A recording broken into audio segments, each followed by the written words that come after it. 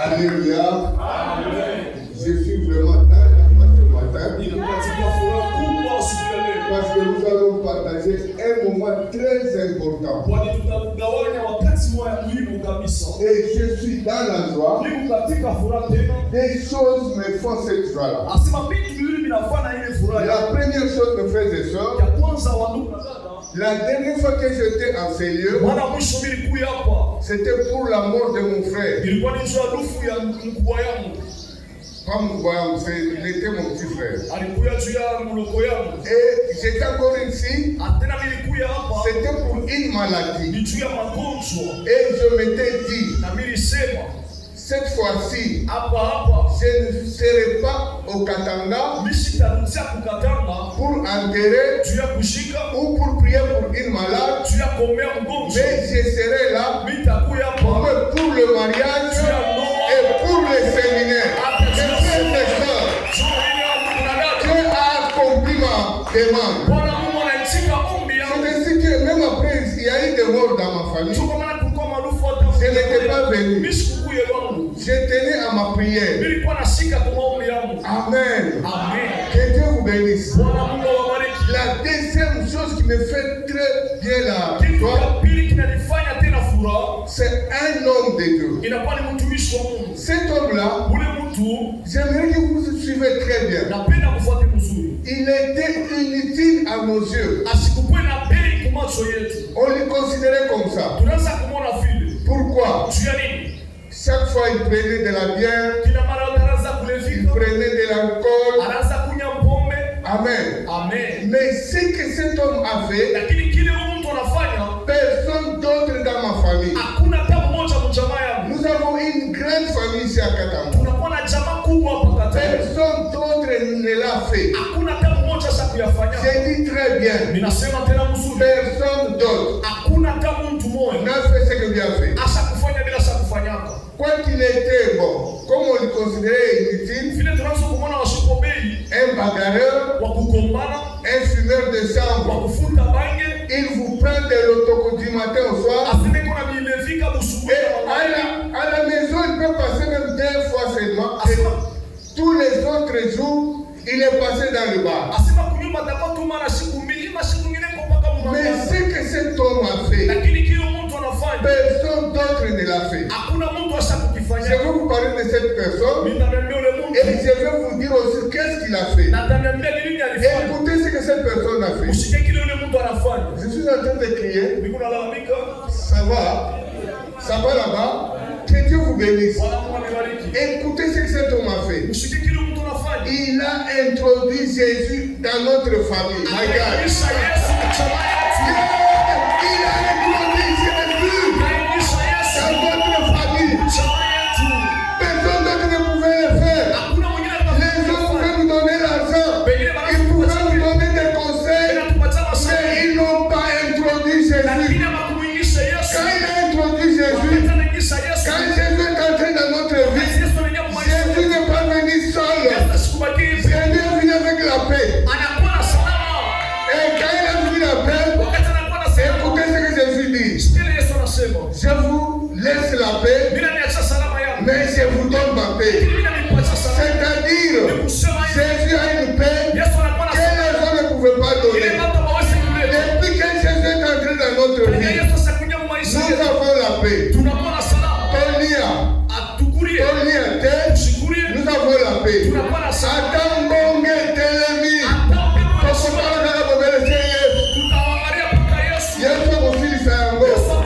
Mes frères et sœurs, il n'a pas seulement mené la paix, et il a mené aussi les interdictions. Qu'est-ce qu'il m'a interdit? Il m'a interdit d'entrer dans le bar. Il m'a interdit de boire de l'alcool. Il m'a interdit de prostituer. Il m'a interdit de beaucoup de choses. Et pendant que Jésus m'interdisait, moi je croyais que c'était à son avantage. Et après, j'ai compris que ce n'était pas l'avantage de Jésus, c'était mon avantage. Moi qui étais colérique, quand Jésus est venu, il a levé la colère. Il a donné la joie. Donc il a amené la transformation transformation en moi. Alléluia. Qui a fait ça? Jésus. Alors, mes frères et sœurs, n'attendez pas quelque chose de Jésus si toi tu n'as pas obtempéré ses interdictions. Amen. Jésus ne donne pas toujours. Il interdit aussi. Et mes frères, j'ai compris quand il a interdit l'adultère, j'ai fait maintenant 38 ans avec ma femme. Je n'ai jamais allé ailleurs. Donc, depuis que Jésus est entré, ce n'est pas parce que je suis pasteur, c'est parce que Jésus est entré et il m'a interdit. Qu'est-ce que Jésus t'a interdit? Ou quand l'homme de Dieu te dit, ne fais pas ça. Est-ce que tu obtempères à cela? Et c'est comme qui a introduit Jésus. Alléluia. C'est le patriarche. Alidor Mouteba. S'il est là, il s'est bien debout. Applaudissez pour cet homme de Dieu.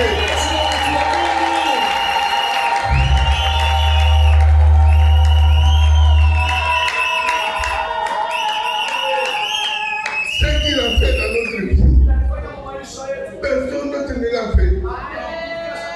Si je suis aujourd'hui pasteur, c'est grâce à lui.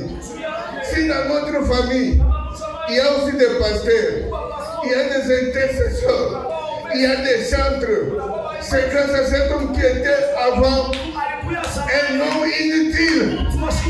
Et aujourd'hui, Dieu l'a valorisé. Il est devenu président d'une grande communauté de l'église Agapé. Que Dieu vous bénisse. C'est ça aussi.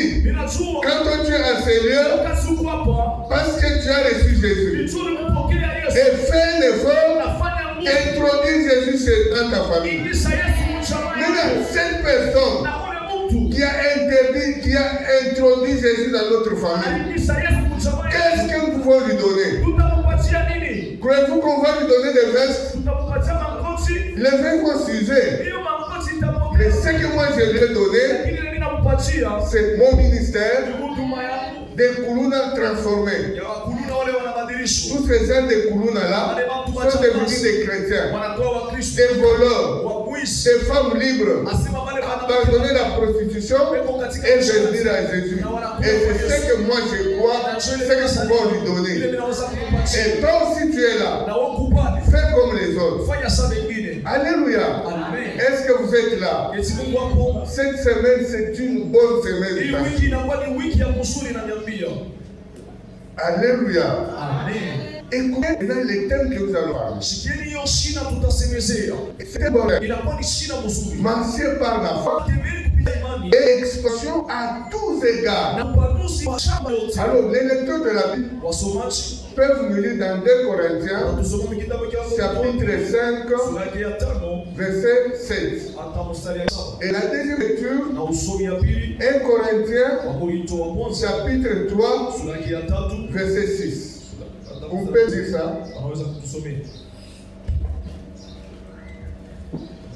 Disons 2 Corinthiens chapitre 5, verset. Les choses anciennes sont passées. 2 Corinthiens chapitre 5, verset 7. C'est cela? Verset 7. Car nous marchons par la foi et non par la vue. Et puis 1 Corinthiens chapitre 3, verset 6. 3, verset 6, la Bible dit ceci. J'ai planté, Apollos a arrosé, mais Dieu a fait croître, parole du Seigneur. Amen. Oui, prenez place. Parce que tu es là, et voici l'importance de ta présence. Parce que toutes choses ont été créées par Dieu. Et avant de créer l'homme, il a créé tout d'abord les animaux, les arbres, les poissons. Il a créé toutes ces choses pour que ces choses-là nous aident. Tu peux nous aider dans notre marche sur cette terre. Parce que si tu ne marches pas bien, tu ne vas pas bien vivre. Maintenant, toutes ces choses-là sont entre les mains de Dieu. Et pour avoir ces choses, il y a un élément très capital. Alléluia. Un élément très très important. Si tu as cet élément, tu verras les choses dans les mains de Dieu. Et si tu n'as pas cet élément, tu ne verras rien dans les mains de Dieu. C'est ainsi que tu feras même 10 ans dans l'église. Depuis que tu es venu, tu es toujours le même.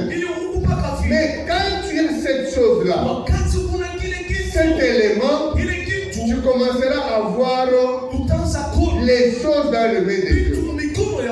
Or, pour avoir cela, il faut vraiment voir. Et l'élément qui nous aide à voir des choses dans le main de Dieu, c'est la foi. Je reprends. Toutes choses ont été créées par Dieu. Les mariages ont été créés par Dieu. Les voyages, toutes les bonnes choses là, ils ont été créés par Dieu. Et quand Dieu a créé ces choses, il n'avait pas créé pour les anges.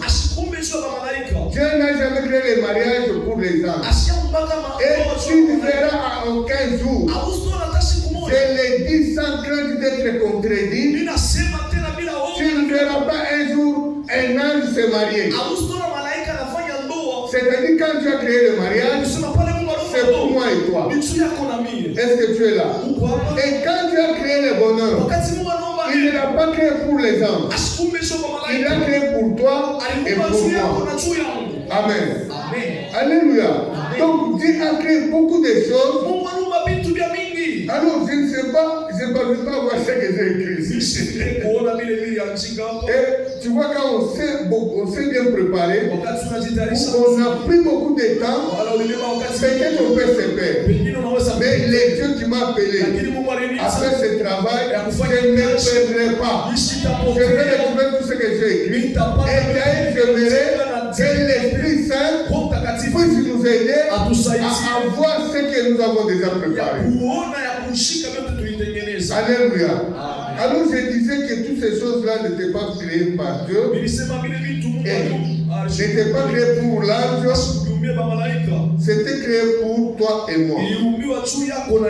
Alléluia. Amen. Alors mes frères et sœurs, pas ces choses ont été créées pour nous. Il faut que tu aies la foi pour que tu puisses avoir des choses qui sont dans ta main. Avant d'entrer dans mon sujet, un jour, mon premier fils, il est maintenant en France. Alors elle est venue le mercredi et elle passe devant pour me demander la prière afin que je prie pour sa femme parce qu'elle va entrer, on va l'aider. Et c'était quoi qu'on devait intervenir? C'était les nions. Alors ils ont compris, cette femme-là ne concevait pas parce qu'il avait les nions. Cette femme était déjà ici. On l'appelle Grâce, la femme de Odon. Si vous avez une idée, merci beaucoup. Vous allez voir que cette femme était ici. Alors, quand il est passé devant, je me suis mis. J'ai regardé. Je vis dans la main de Dieu qui avait des enfants. J'ai vu dans la main de Dieu qui avait des guérisons. Et qu'est-ce que je fais? Elle est venue pour qu'on l'opère après des jours. Moi, j'ai passé devant. L'église voyait cette femme. Elle a des lions. On veut l'opérer. Mais moi, j'ai dit, en tant que le serviteur de Dieu, cette femme ne sera pas opérée. Mais le lion deviendra un enfant. Et c'est fini.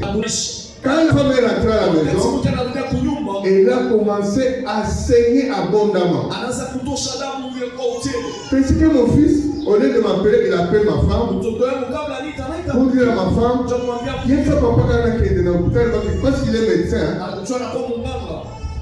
Na ndenge makambo komi boye nakoki koperdre mwasi et il a saigné et quand ma femme est arrivée ma femme a dit quoi tika bakende hôpital et je lui ai dit so bakende hôpital moi mosa kobotaka lisusu te nga na si na lobi yo ekosantie kokoma mwana. Et je les ai appelés, j'ai prié. Je les ai dit, n'allez pas à l'hôpital. Amen. Ils ont accepté parce que je suis leur papa, je ne sais pas. Et après 2 semaines, les douleurs continuaient. 3e semaine, les douleurs se calmaient. Alors on priait avec elle chaque jour. Les frères et sœurs, nous sommes en train de parler sur les choses qui sont dans les mains de Dieu. Si tu souffres aujourd'hui, parce que tu n'as pas la foi pour voir ces choses-là. Alors, après 2 mois, j'ai dit à mon fils, allez faire maintenant l'échographie. Quand ils sont partis là-bas, le médecin qui les a consultés, oh, mais il n'y a pas de myome. Ils ont dit il n'y a pas de myome. Mais nous voyons une tache. Regarde, cette tache-là, c'est le début de la grossesse. Alléluia. Et après, c'était la grossesse. Et aujourd'hui, nous avons faim. Dans le règne de Dieu, il y a des choses. Dans le règne de Dieu, il y a l'argent. Dans le règne de Dieu, il y a tout ce que vous avez besoin. Mais vous devez avoir la foi. Amen. Et pour laisser la parole. Mais toi, viens seulement. Toi, viens seulement. Quand tu viens, tu auras la foi et Dieu va faire des choses. Alors écoutez mes frères, marcher par la foi et expansion à tous égards. C'est ça notre thème. Alors l'expansion, on nous a déjà parlé de ça. Mais je donne une définition simple de l'expansion. Vous savez que toute cette année, c'est une expansion à tous égards, n'est-ce pas? Mais la définition de l'expansion, c'est simplement se dilater. Aïe, aïe, aïe, aïe. Alingala, ça dit bien. Mais en Swahili, kopasuka, non. Alingala, kovimba. Quand on dit se dilater, et ça dit kovimba. Alors, pour farine et vimba, il faut bâtir les villes. Sauf qu'à bâtir les villes, mais il faut que farine et vimba, c'est même oil. Quand on tient les villes, c'est même oil. Tu auras la levure. En fait, on s'est dilaté. Parce que c'est l'année de expansion à tous égards. Alléluia. Là, c'est la première chose. L'expansion, c'est se dilater. Et pour que quelque chose se dilate, il faut ajouter de la levure. Mes frères et sœurs, cette levure est dans la main de Dieu. Alléluia. Donc, pour avoir cela, il te faut la foi. Amen. Et deuxième définition de l'expansion, c'est quoi? C'est croître. Amen. Quand on parle de la croissance, c'est le développement. Alors, toute croissance, c'est la volonté de Dieu. Il n'y a pas une personne ici, quand il a un enfant de 3 ans, il y a qui avait lu 1 Corinthiens chapitre 3 verset 6. Écoutez l'expansion que Dieu a besoin. Et cette expansion-là, on peut la trouver où? Allez-y. J'ai planté, Apollos a arrosé. Alléluia. Écoutez, c'est Paul qui est en train de dire. Paul dit quoi? Paulo anasema nini? J'ai planté Anasema mimi nilipanda. et Apollos a arrosé. Akamwagia maji. Écoutez la phrase suivante. Mshikele sasa wiki inafuata. Mais Dieu a fait croître. Mais Dieu fait quoi? Lakini Dieu fait accroître. akaikomalisha. Amen. Amen. Donc, tu peux planter, Unaweza kupanda. tu peux arroser, Unaweza kumimina. mais si Dieu n'intervient pas, Lakini kama Mungu il n'aura pas la croissance. akusema Je dirais une personne, ninasema na mtu aujourd'hui même, leo tena quand tu vas ajouter Dieu, wakati tu auras la croissance. utakuwa na kukumana. Mais continuez tout d'abord, écoutez ce qu'il dit. Endeleza tushike na mkono sema. Est-ce que vous êtes là? En sorte que ce n'est pas celui qui plante qui a quelque chose. Alléluia. Amen. En sorte que ce n'est pas celui qui plante. Aina ule anakuwa anapanda. Oui, continuez. Ni celui qui arrose, mais Dieu qui fait croître. Mais c'est Dieu qui fait croître. Mungu sio anakuwa Dieu anakomalisha. veut que tu croisses. Unabidi wewe ukomane. Il faut Dieu. Inabidi Mungu. Mais maintenant, je te dis une chose. Sasa ninakwambia kitu kimoja. La croissance est entre le mains de Iko Dieu. mikono ya Mungu. Maintenant, qu'est-ce que tu dois faire? Sasa utafanya nini? Il faut que tu aies la foi. Inabidi tuwe na imani. C'est pourquoi j'avais aimé Jésus. Ndio kwa maana nilipenda Yesu. Jésus parlait avec ses disciples Yesu anasema na sur la foi. Et quand il a terminé, wakati anaishi les disciples ont dit quoi? wanafunzi wanasema nini? Augmente-nous la foi. Tuongezee imani. Donc ils savaient, Walijua pour faire quelque chose, cha kufanya kitu il faut avoir la foi. inabidi kuwa na imani. Quand tu peux voir quelqu'un en train de saigner, Unaweza kuona mtu anatosha damu elle veut mourir, mais tu refuse d'aller à l'hôpital. lakini unamkatalia siende hospitali. Alléluia. Amen. Pourquoi? Qu'est-ce qui me faisait que je dise cela? Nini nilifanya niseme vile? C'était la foi. Ilikuwa ni imani ndani yangu. Si tu as la foi, Kama una tu imani, feras des choses grandes plus que même Jésus. utafanya vitu vikubwa kushinda hata Yesu. Alléluia. Amen. On continue s'il vous plaît. Tunakuwa naendelea. Alors, maintenant nous allons parler sur... Nous avons compris l'expansion, c'est quoi? Tunaelewa upanuzi ni nini? Je pense que les secrets de Dieu ont déjà parlé de cela. Watumishi wa Mungu washakuisemezea ile. Voilà. Oh, il est...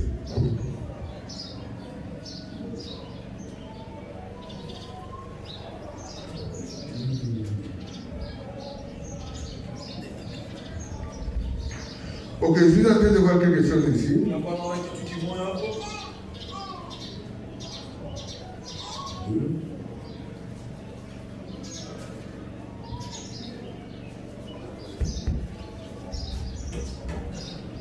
Voilà.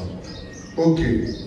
Maintenant, marcher par la foi. Sasa kutembea kupitia imani. Là, c'est très très important. Inakuwa ya kawaida sana. Avant que je parle de marcher sur la foi, Kabla niseme kutembea kupitia imani. c'est quoi? Inakuwa ni nini? Il y a une chose que nous allons expliquer. Kuna kwa kitu kwa tutafasiria hapa. Amen. Amen. Cette semaine, Hii wiki c'est une semaine de la foi et de l'expansion. ya imani hata na upanuzi. Qui dit la semaine de la foi, Inasema wiki ya imani, c'est-à-dire la semaine de miracle. inakuwa ni wiki ya muujiza. Je vais te choquer ce matin. Kuna tata asubuhi ya leo. Vous savez que tu peux te créer un miracle. Na kwambia unaweza kujiumbia hata muujiza. Toi-même, tu te crées un miracle. Unaumba ile muujiza. Lisons dans la Bible. Tusome kwa Biblia. Pour que tu comprennes très bien, Tuelewe cette semaine, hiyo wiki c'est une semaine de la foi inakuwa ni wiki ya et imani de l'expansion. hata na upanuzi. C'est-à-dire, Ikusema semaine de miracle. hiyo wiki ya muujiza Et il y aura de miracles. na kutakuya Parce muujiza. que moi, avant de venir, Kwa nini kabla j'ai demandé à mon Dieu, niliomba kwa Mungu donne-moi des miracles. unipatie Donc moi, muujiza. j'ai des miracles. Mimi kuna Mais muujiza. pour que cela se fasse, il faut que toi aussi tu crées des miracles. Inabidi na wewe uumbe muujiza. Oh, ok. Matthieu 9, 20 à 21. Matthieu, chapitre 9, verset 20 à 21. Et voici, Hein? une femme atteinte d'une peur des sangs depuis 12 ans s'approcha par derrière et toucha le bord de son vêtement. 21. Car elle se disait Car en elle-même, si Si je puis seulement toucher son vêtement, je serai guéri. Alléluia. Amen. On nous parle de cette femme de la perte de sang. Wanakwenda kusimisa mwanamke anazotosha damu. Alors, elle a tout dépensé Akatosha mafuta pour sa guérison. juu ya uponyaji yake. Elle n'a pas eu la guérison. Asikupata uponyaji. Un jour dans sa chambre, Siku moja mchumba yake écoutez, les choses ont commencé où? asema vitu Dans vinasema sa chambre, katika chumba elle yake se disait, anaanza kusema si je touchais seulement kama mimi nagusa la vie de Jésus, asema nkanzu ya je Yesu serais guéri. mimi nitaponeshwa. Maintenant, je me pose la question. Ninaniambia hivi, Est-ce que Jésus a-t-il déjà enseigné cela? eti Yesu ashakufundisha Si tu hivi es malade, kama uko si mgonjwa tu touches mon habit, kama unagusa tu seras guéri. utaponeshwa? Non. Hapana. Mais cette femme-là Lakini ule s'est mke créée de miracles. akachumbia muujiza yeye pekee. Alléluia. Amen. Maintenant, écoutez. Sasa mshikie. Quand il a dit que je vais toucher, c'est tout seulement son vêtement, Asema kama mimi nagusa tu je serai guéri. nitaponeshwa. Alors, pour toucher les vêtements de Jésus, Sasa kugusa hiyo kanzu ya ce Yesu n'était pas facile. Hein? haikuwa kepesi. Ici, il y a une grande vedette que vous connaissez. Unakuya hata mtu mkubwa Bon, vous connaissez Fali Poupa, n'est-ce pas? Vous les connaissez? S'il passe ici, il va passer avec combien de gens? Beaucoup de gens derrière lui. Mais maintenant, Jésus, lui marchait avec 3 ceintures. La première ceinture, c'était la ceinture de ses apôtres. Deuxième ceinture, c'était la ceinture de la foule. Il y avait beaucoup de gens. Or, cette femme s'était dit, si j'ai tout seulement son habit, je serai guéri. Maintenant, comment est-ce qu'elle va toucher? Amen. Alléluia. Donc, elle s'est créée de miracles elle-même. Alors maintenant, quand elle est allée, elle a entendu que Jésus passait. Qu'est-ce qu'elle a fait? Elle s'est dit, je vais toucher son habit. Et quand elle est arrivée, elle a trouvé la première barrière. C'était la foule. Il y avait beaucoup de gens. Et qu'est-ce qu'elle a fait? Elle a percé. Alléluia. Non, avant cela, je disais qu'il y avait 3 choses qui l'empêchaient d'aller là-bas. La première chose, c'était les lois juives. Une femme qui est dans ces périodes, elle ne peut jamais toucher un homme. Amen. Ça, c'était la première chose que cette femme a fait. Elle a aboli les lois. Mes frères et sœurs, si vous êtes sous la loi, vous ne pouvez pas progresser. Il y a d'autres familles où personne ne peut pas toucher $100. S'il touche plus de $100, il va mourir. Il y a d'autres familles où, quand on étudie, on ne peut pas avoir des diplômes.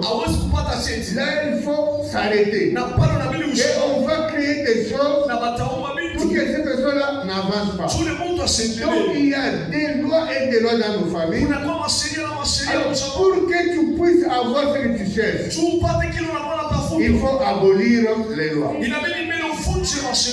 Alléluia. Alléluia. Il faut que tu abolisses les lois de la famille. Parce que tu connais que biso toba la kate. Na famille na biso toba la kate.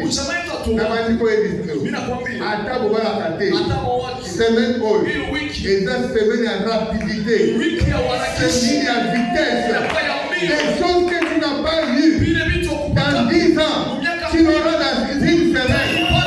Parce que c'est une semaine de vitesse. Une vitesse de croisière.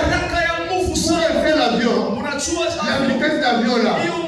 Donc la chose que quand tu marchais à pas pesant, tu peux faire des milliers de jours, mais dans quelques jours seulement, tu atteins.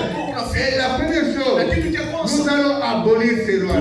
Si tu es avec moi, j'aimerais que tu dises, pour qui ne peut pas famille n'engage. Et puis tu ne le dis pas bien. Pendant que tu vis dans les lois, tu ne vas pas croître. Donc tu ne vas pas. Le terme c'est quoi? Tu n'auras pas l'expansion. Hautakuwa na upanuzi Sous la loi, chini ya tu sheria. ne vas pas te répandre. Hautaendelea kumbele. Alléluia. Amen. C'est pourquoi un jeune homme dans la Bible, Chukua maana napenda mtu wa Biblia. j'ai oublié son nom, Na sababu jina. mais quand je vais parler de ce qu'il a fait, Wakati nitasemele nini? qu'est-ce qu'il a fait? Alifanya nini? Il a commencé à prier. Akaanza kuomba. Seigneur Dieu, Bwana, si c'est possible, kama inawezekana, élargis mes limites. asema nenepesha mipaka yangu. Bénis-moi. Unibariki. Alléluia. Il a demandé. Aujourd'hui, toi aussi tu vas demander. Parce que la Bible me dit Biblia inaniambia que Dieu a accordé cela. Il a demandé qu'on puisse élargir les limites. C'est ça l'expansion. Nous devons avoir à élargir nos limites. tunapaswa kulifusha. Alors maintenant, si vous êtes sous des lois, Kama uko chini ya sheria, rien ne se fera. hakuna kitu Au kitafanyika. nom de Jésus, Jina la Yesu, celui qui m'a appelé à ce travail, ananiita kuikasha. j'abolis tous les lois Ninapusha sheria de notre famille. Je les abolis. Au nom de Jésus, je les abolis. Au nom de Jésus, afin que vous soyez libres, réellement libres. Et que vous bénisse. Et cette femme, qu'est-ce qu'elle a fait? Elle savait que je suis dans mes périodes. Alors je ne peux pas toucher un homme. Amen. Mais, parce qu'elle a aboli, elle a passé cette période et elle a trouvé des gens. La deuxième chose, il a pressé. Parce que ce n'était pas facile. D'arriver là où j'étais. Ce n'était pas facile. Mais qu'est-ce qu'elle a fait? Elle a pressé. Ah, cette semaine, Sokyo Koyate et Talio. Et puis, la poubelle, ça veut dire que Goya. Parce que ce que tu auras, c'est pour ta famille et pour toi-même. Pourquoi Jésus m'interdisait de faire des choses? Moi, je vois que c'était pour son avantage. Mais maintenant, je vois que je suis un homme heureux. Amen. Je suis un homme heureux. Parce que maintenant, là, je ne travaille pas. C'est ma femme qui travaille. Et c'est elle qui m'a payé les billets. Yo, moi, je suis billet. Ozala ozongi na ndambo 24 heures. Lobi okei, amoni okuna na petit série moko. Moi c'est ozongi lobi ye, amoko mena che, parce que là on transformé. Mais nous, que Dieu nous avait interdit, nous sommes des personnes très heureuses. Pour aussi que tu sois heureux, je ne t'invite pas de venir lundi. Reste à la maison. Amen. Restez à la maison et ne dis même à personne. Amen. Ah, vous regardez ça, lobby. Alléluia. Lobby est ça. 16 heures. Amen. 16 heures, on a qu'un de Moussala. C'est l'autre qui est là. Alléluia. Et cette femme a percé. C'est une personne. Elle va percer. Elle va entrer et elle va sortir. Parce que une semaine, elle a percé. Et qu'est-ce qu'elle a fait? Pendant qu'elle a tout fait, elle a passé la barrière. Et elle a passé encore la deuxième barrière de la porte. Et elle a touché. Amen. Donc cette semaine, nous allons passer aussi à l'acte. Amen.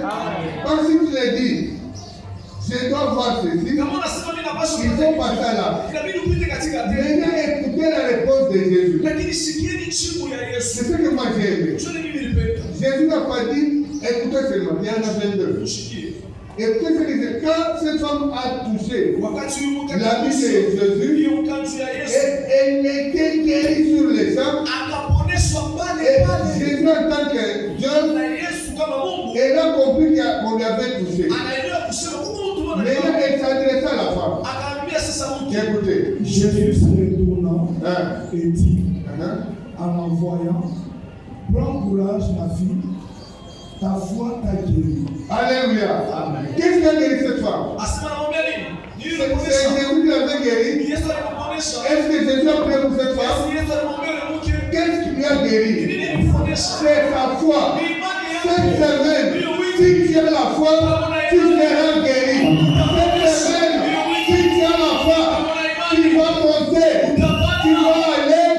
Tout ce dont tu as toujours avoir besoin, tu l'auras cette semaine. Alléluia. C'est pourquoi je suis fier de te dire. Nous allons redire des choses. Si ton mariage devrait se faire en 2027, avec cette semaine, ça va réduire le temps. Alléluia. Est-ce qu'il y a des chômeurs ici? Vous êtes là, n'est-ce pas? Alors vous avez fait beaucoup de temps. Vous avez cherché du travail. Et c'est là vous n'avez pas eu de succès. Je te dis, cette semaine de vitesse de croisière. Donc qu'est-ce que Dieu va faire? Les travaux qu'il devrait avoir cette année-là, il repousse cela ici pour que tu aies déjà. Alléluia. C'est pour vous dire, la foi, c'est une bonne chose. Et moi, j'ai une définition de la foi. Parce que quand vous êtes dans la Bible, tous ceux qui ont écrit la Bible sont des hommes de Dieu. Amen. Alors, sont des serviteurs de Dieu. Et moi aussi, je suis un serviteur de Dieu. Donc, je peux écrire la foi selon Jean-Marie. Je peux dire, écoutez la foi selon Jean-Marie. La foi, c'est une force qui nous permet de prendre une chose dans la main de Dieu. Amen. C'est ça la foi. Donc si tu as cette foi-là, si tu as cette puissance-là, de prendre quelque chose dans la main de Dieu, c'est ce que moi j'appelle la foi. Est-ce que vous êtes là? Qui sera avec nous demain? Oh, pourquoi? Hein? Vous savez la tête?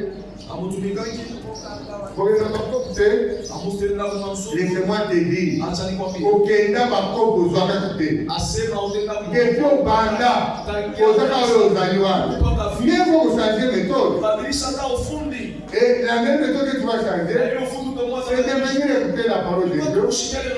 J'ai aimé en Israël, pendant que le peuple de Dieu était dans le désert, ils souffraient. Qu'est-ce qu'ils ont fait? Ils ont prié à Dieu. À ma grande surprise, Dieu qui connaît les besoins des gens. Parce qu'il fallait que Dieu envoie les médicaments, il faut que Dieu envoie d'autres choses pour que ces gens-là puissent vivre. Mais la Bible me dit, Dieu envoya la parole. Et cette parole que Dieu a envoyée, ça commence déjà maintenant. Lundi, mardi, mercredi, jeudi et vendredi. Et on va terminer le dimanche. C'est cette parole-là. Alléluia. Donc vous devez avoir la foi. Vous devez avoir la foi. Parce que ce qui peut nous aider à aller de loin. Alors maintenant, je vais vous parler de ce qui signifie marcher par la foi. Pour faire la écrire, ils peuvent déjà écrire. Parce que toutes ces semaines, on va commencer à parler sur cette définition. Est-ce que vous êtes là? Il y a des figures qui me donnent aussi la foi quand je vous regarde. Maman Charlotte, on peut s'engager sur nos vacances. La mamie et les autres là. Pour ma Charlotte, lorsque j'étais venu ici, ça fait de longtemps, elle était très belle. Mais alors, elle a dit, Alléluia. Elle est venue me dire, Nania, et qu'est-ce que je lui ai dit? Au moins, c'est maintenant. Aux heures, mon aide. Mais quand on a mon accueil dans la publication publique, nazo kelengo kanate so elengo na mona kango na ba YouTube mais siko nazo mona iko Hata kama unaoka ndegeni. Sasa mambo ya Sasa pesa pe mbongo ebele. Apeso mandaku. Amen. Qu'est-ce que tu fais ça là? Parce que nous les gens aiment nous passer là nous et ça n'a beaucoup na. Alléluia. On est au Kenya on a ça la kiss. Pour ça kiss ko mayo, to ko bana na yo. Le yaka ka kwa na Yesu kuzabilo bwana ya ofeni. Unaweza kufanya mandao inakuwa na wata na watoto wako lakini kwa Yesu anafanya. Alors tu peux marcher par la foi. Ushike kutembea kupitia imani. Amen. Amen. C'est fonder sa vie.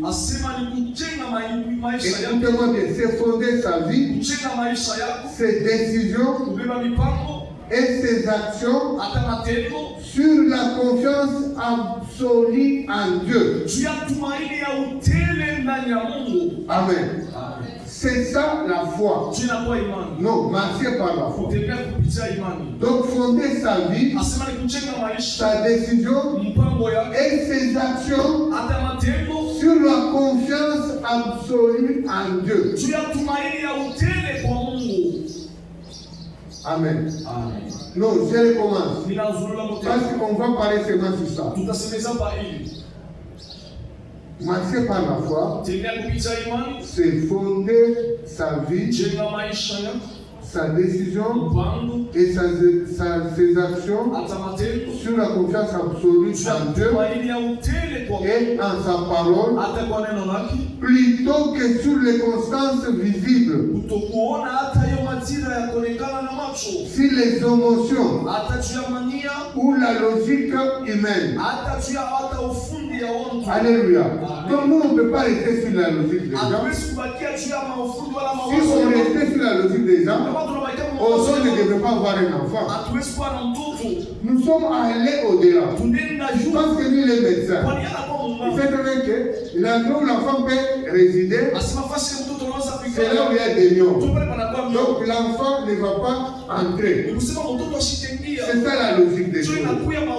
Les frères et sœurs, celui qui a la foi vient voir très loin que celui qui n'a pas la foi. Donc il ne voit pas les circonstances. Les circonstances que tu traverses. Peut-être tu n'as pas le travail. Peut-être tu n'as pas un mari. Ou tu n'as pas une femme. Alléluia. Un jour vers 2h du matin, c'était ancien Vicky Appela. Et il m'appelait en train de pleurer. Oh, bibi alinikimbia. Anatoka anaosha bintu vyote vya mnyumba. Amen. Mais si fais les kids. Je n'ai rien fait. Qu'est-ce que je lui avais dit? Il m'a bien dit. Nzambe ayeba na balosala. Eza na mwasi moko peut-être yeye ndio na zolo kamubali. Alors Nzambe pas ça le nini. Il faut no molobana. C'est beaucoup de alors Yaya, pour regretter que et les circonstances à vie. Moi je constate à vie. Il faut les gayango pour que Nzambe ele. Et puis on a massivement envoyé. Mais à tout là qui était. Pour tout là. À tout là qui n'a été. Mais à Zara qui n'a pas fait d'aller. À Zod de la carte. Si vous savez qui est là, à la fin de moi, c'est ça Dieu. Il faut comprendre que l'homme a un nengewan. Attends qu'on comme ça. Basi batu nyonso tu. Amen. Mais yo bazo so de cela avec te yote. Mtu ana kondima akoloba boy. Unaweza kusema ndio anasema hivi. Msala wewe. Kashi. Eza msala na kaite. Yanga msala. Eza. Alléluia. Atamo bali yaki deja. Atieli toi. Alito kobalana.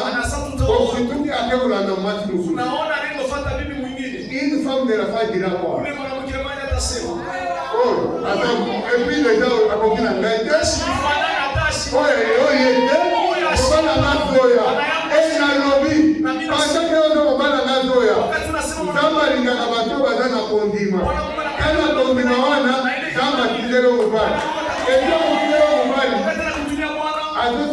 noso. Azoso bana masaji. Yaya, soke zakwa.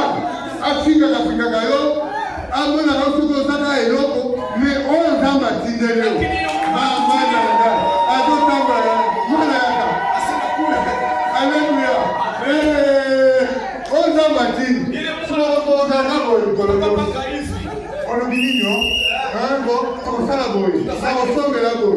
Tout dépend de ton mari. Parce que les maris qui viennent de Dieu. Mais on a, il y a un excellent temps au cas. Mais vous pensez qu'il faut dire, n'a pas dit maman. Quand il fait ça, il y a un homme qui va dire que la boy. Quand la boy il gagne, il y a un nayo qui pendant que tu écoutes cette parole, il y a un autre qui va le mais pendant que toi tu écoutes cette parole, il faut faire le bon augmente-nous la foi. Alléluia. Maintenant, à partir de cette définition, nous tirons 5 points que nous allons vous parler. Parce que nous avons 5 jours, n'est-ce pas? Et chaque jour, on va vous parler un point. Et parce que je ne suis pas aussi venu seul, l'autre aussi va intervenir à ce point-ci. Les premiers points que nous allons parler.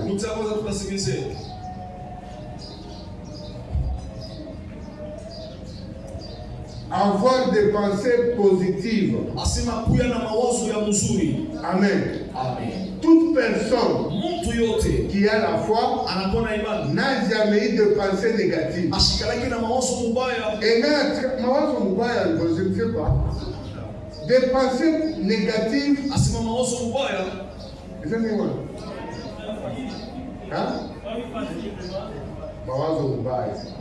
Donc, on va décrire ça. Un homme de la foi, il est toujours positif. Il ne voit pas les échecs. Même s'il est dans les échecs, il vit dans les échecs, mais il ne voit pas ces échecs-là. Il voit toujours la réussite. C'est ça un homme de foi. Amen. Même sa façon de parler, il positive tout.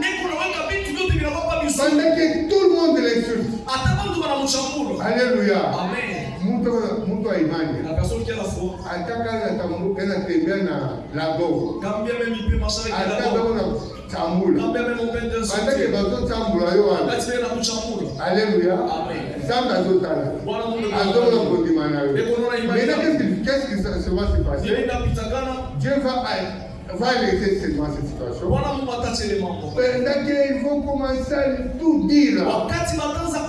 Et quand ils débordent, Zamba tali likolo. Amonio. Alors le gars va se cailler. Na va se penser les lots. C'est maintenant Zamba va se penser moi moi. C'est le sol. Dieu va se penser une femme. Tout ce dont tu as besoin, Dieu va le faire. Et la Bible dit quoi? Rien n'est impossible à celui qui n'a pas l'argent, n'est-ce pas? Rien n'est impossible à celui qui a des voitures. Rien n'est impossible au président de la République. Rien n'est impossible à celui qui est véhiculé.